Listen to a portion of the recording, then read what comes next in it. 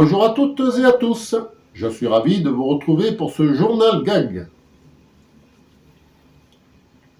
Un attentat terroriste a été déjoué grâce à la nonchalance d'un homme, à l'improviste.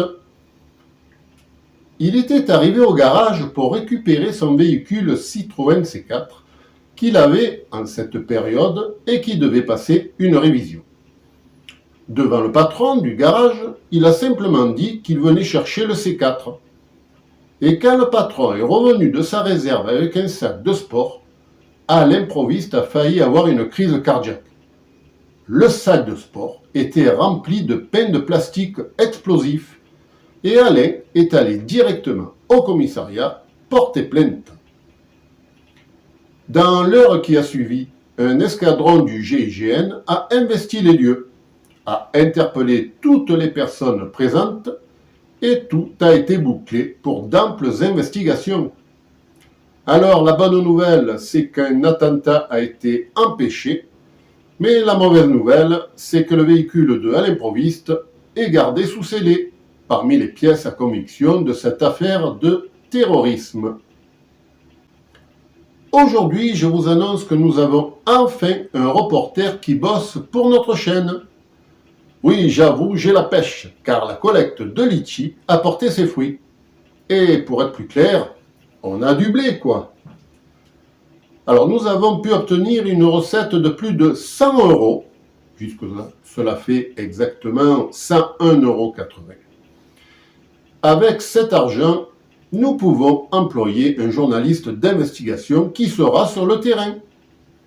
Et aujourd'hui, je suis fier de vous montrer son premier reportage. Information insolite dans le département des Hautes-Alpes. Un petit village qui avait gardé ses traditions depuis des siècles se retrouve bloqué en raison de la météo.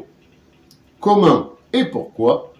Voici un reportage de notre seul envoyé spécial, Autodérision. Ici, Autodérision, en direct du charmant village de Pelvoux. Nous assistons aujourd'hui à un événement sans précédent. Chaque année, ce village est entouré de neige et plus personne ne peut ni y rentrer ni en sortir. Cela veut dire que chaque hiver, la grande partie des provisions a été faite pour ne pas avoir à sortir lors des dures journées glaciales. Or, actuellement, et contre toute prédiction météorologique, il n'a pas neigé un seul flocon. C'est la stupeur dans la commune des 68 habitants, car ils n'ont jamais vu cela de leur vie.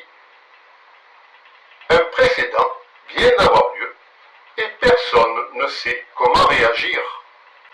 Habituellement, le peu qui reste à acheter au village voisin, distant de 13 km, est acheminé par des traîneaux, tirés par des chevaux ou des ânes, voire même des hommes robustes.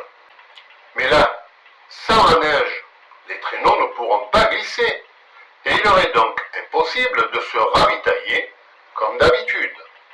L'un des villageois avait soumis l'idée de partir à pied, car le terrain s'y prêtait.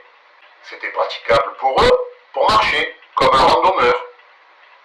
La réponse du village fut implacable. Il s'est fait virer du village et même bannir, comme bafouant ainsi les traditions du village étaient inacceptables.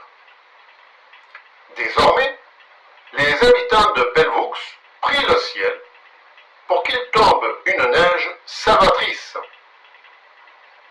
Mais selon les prévisions des prochaines semaines, il n'y aura rien de rien. Finalement, la municipalité a décidé de revendre leurs traîneaux qui ne serviront plus à rien. Ils sont désormais en vente sur Le Bon Coin. Pour l'heure, je vous remercie d'avoir suivi ce journal jusqu'au bout et je vous dis à la prochaine.